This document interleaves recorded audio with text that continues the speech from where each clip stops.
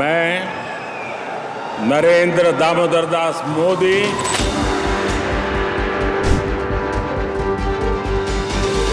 Since the time PM Modi took oath of office in Rashtrapati Bhavan on June 9th, there have been a spate of terror attacks in Jammu sector. Pakistan Prime Minister Shehbaz Sharif has sent his best wishes for PM Modi. The sudden spurt of terror killing are at the behest of the Pakistani deep state, which has clearly given a green signal to the jihadists. The Reasi bus attack, which comes just 20 days before the Amarnath pilgrimage, was designed to hit India hard. The key reason for the jump in the terror attacks in the Jammu sector is the massive vote turnout of 58.6% during the 2024 general elections.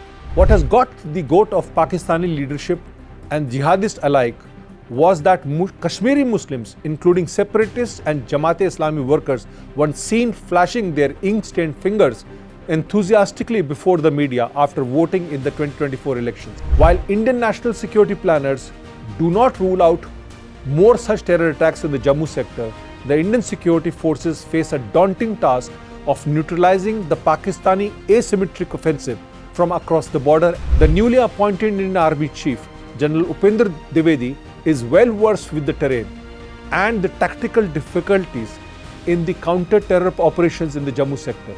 The terror game currently is on a razor's edge in the Jammu sector, and Bharat will retaliate in equal measure to the Pakistani-sponsored jihad. PM Modi does not take terror lying down.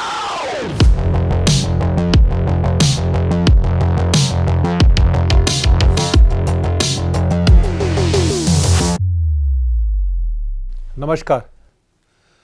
A day after 3 jihadists of Pakistan-based Lashkar-e-Tayebba sprayed bullets on Hindu pilgrims on board a bus returning from Shivkhori to Katra on Reasi-Katra road and killed 10 innocents, Prime Minister Narendra Modi sidestepped former Pakistan Prime Minister Nawaz Sharif's advice on replacing hate with hope in his congratulatory message and made it amply clear that the priority of Modi 3.0 is only well-being and security of the Indian people. The very next day, External Affairs Minister Subramaniam Jaishankar was far more candid when he referred to the vital issue of cross-border terrorism between India and Pakistan and made it clear that terrorism could not be a policy of a good neighbor. Since the time Prime Minister took oath of office in Rashtrapati Bhavan on June 9, there have been a spate of terror attacks in Jammu sector.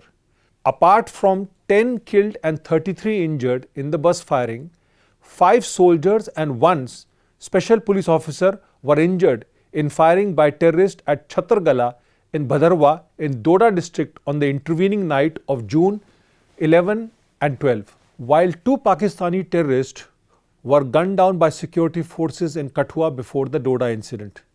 A CRPF constable was also killed during the encounter in the early hours of June 12th after being fired upon by terrorists in Hiranagar area of the Kathua district. So what is the reason for this sudden escalation of terror incidents south of Pir Panjal, and what is Pakistan actually playing at? First, the terror perpetrators behind the Reasi bus attack and the other dastardly incidents in the past 100 hours are Sialkot-based Lashkar-e-Tayebba handlers Sajid Jatt, also known as Saifullah, Mohammad Qasim, also known as Mohammad Qasim Guzar, and Abu Qatal, also known as Qatal Sindhi. The trio have orchestrated the recruitment and dispatch of elite terrorists from Pakistan to target innocent civilians, including Hindu pilgrims and security personnel. Jatt is a high-ranking elite commander and Qasim Gujar is the right-hand man of Lahore-based elite commanders. Abu Qatal came to India in 2002-2003 and has been active in the Poonch Rajouri range along with other terrorists. In the past 1 year, no less than 30 to 35 foreign terrorists or Pakistani nationals have infiltrated into Jammu sector and the current hotbed of infiltration is Kathua sector, with the possibility of a cross-border tunnel not being ruled out. While Pakistani jihadists are outnumbering the homegrown terrorists, the Jammu sector has witnessed increased mayhem and violence.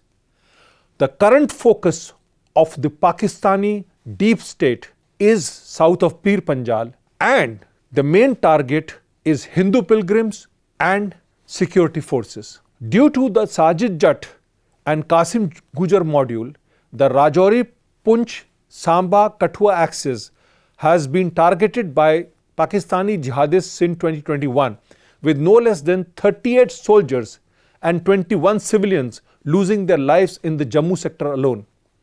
Top intelligence reports indicate the presence of at least 4 groups of 3 terrorists operating in Rajouri Punch region since 2021, and all are equipped with state-of-the-art American M4, M16 assault rifle or Russian origin AK-47 rifles.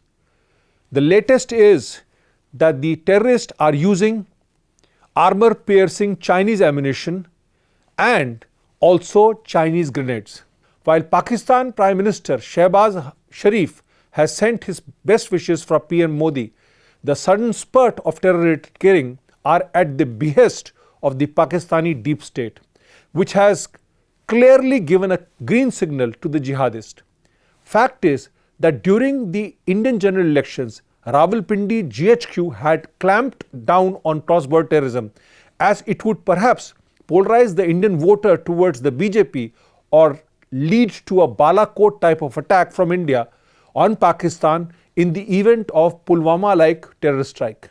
The Reasi bus attack, which comes just 20 days before the Amarnath pilgrimage, was designed to hit India hard, and had Providence not pushed the ill-fated bus into a deep gorge. Fact is, had the bus crashed on the road, then the jihadists would have mowed down all the 53 passengers in the bus. This would have been a replay of terrorist firing on bus carrying security personnel at Hyderpura in the outskirts of Srinagar in June 2013. Both the attacks had signatures of Sajid Jatt, and the diabolical plan was that of Muridke-based Lashkar-e-Tayebba Amir Hafiz Saeed at the behest of Rawalpindi GHQ. The key reason for the jump in the terror attacks in the Jammu sector is the massive vote turnout of 58.6% during the 2024 general elections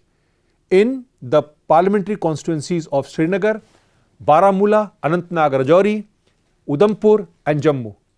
The voter turnout of 50.86% from the 3 parliamentary constituencies in the Kashmir Valley witnessed an unprecedented jump of 30 points from the last general election in 2019, when it was 19.16%. The parliamentary constituencies of Srinagar, Baramulla and Anantnag Rajouri recorded a massive voter turnout of 38.49%, 59.1% and 58.84% respectively, which has been the highest in the past 30 years and post abrogation of Article 370 in 2019.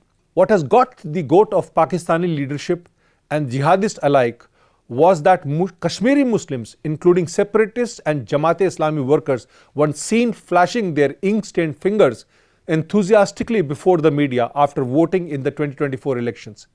The sudden spurt of terror strike is to remind the J&K residents that they will be targeted brutally if they participate in the Indian democratic process in the future. Given that the predictions of Western media and pro-Pak media that Kashmiris will give elections a pass were proved totally wrong, the attacks are a reminder that Islamic Jihad is not over in the Union Territory. While Indian national security planners do not rule out more such terror attacks in the Jammu sector, the Indian security forces face a daunting task of neutralizing the Pakistani asymmetric offensive from across the border and the LOC. The task is as hard as the terrain in the Jammu sector is not only mountainous but heavily forested, as a result of which the terrorists are that much difficult to find and eliminate.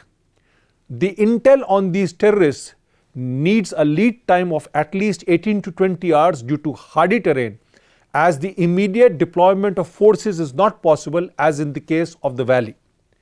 Thus, the Indian security forces need to hunt down terrorists hiding in the forested and high mountain terrains with previously not used tactics. The Indian security forces also need to get actionable intelligence in the area from across the border, as these terrorists belong to the area and live off the land. Actionable human and tech int is required, as drones cannot pierce through the thickly forested terrain. The newly appointed Indian Army Chief, General Upendra Dwivedi, is well versed with the terrain and the tactical difficulties in the counter-terror operations in the Jammu sector. And it is incumbent on him and his Northern Army Commander, Lieutenant General M.V. Suchindra Kumar, to take the battle to the adversary. But the first priority is to stop infiltration and then neutralize the foreign terrorists through lure and lucre to the overground workers of these jihadi groups. With the jihadists going on rampage, the Indian security forces also need to synchronize with the Jammu and Kashmir police and the intelligence to push back the terror offensive. The Narendra Modi government, particularly Home Minister Amit Shah and National Security Advisor Ajit Doval, are more than ready to provide any support, with Prime Minister himself making it clear to the army that he cannot allow innocent Indians to be killed at will by Pakistanis. प्रधानमंत्री नरेंद्र मोदी ने भारतीय सेना को साफ साफ बोला भी है कि मैं ये नहीं देखना चाहता कि कोई भी आदमी आए बॉर्डर के उस पार से और हमारे आदमी को मार के चला जाए, तो आपको इसको रोकना पड़ेगा. The terror game currently is on a razor's edge in the Jammu sector, and Bharat will retaliate in equal measure to the Pakistani sponsored jihad. PM Modi does not take terror lying down.